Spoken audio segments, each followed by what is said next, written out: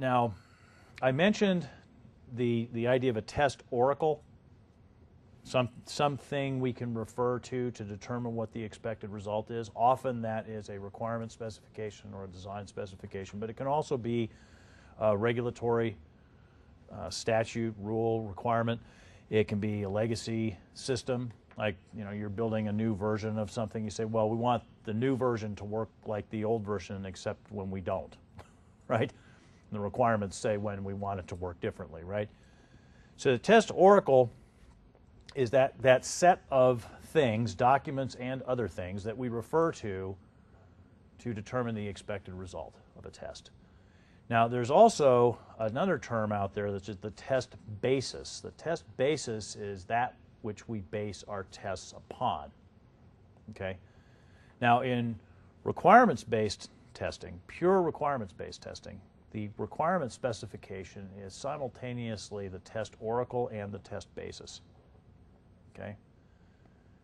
In pure risk-based testing, your test basis is the output of this process, this quality risk analysis process. That is, it is the list of risk items and their associated level of risk. Okay? Now, you still are going to need some sort of test basis, or excuse me, test oracle, to answer the question of what should happen, right? But in pure risk-based testing, your test basis is the list of risks. Now, risk-based testing and requirements-based testing can be blended if you have a requirement specification.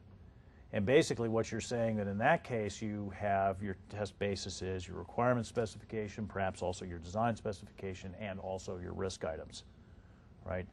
And what you're doing when you're blending them is that then you're using the relationship between the requirement specifications, the design specifications, and the risk items collectively to determine what should be tested, how much, and in what order.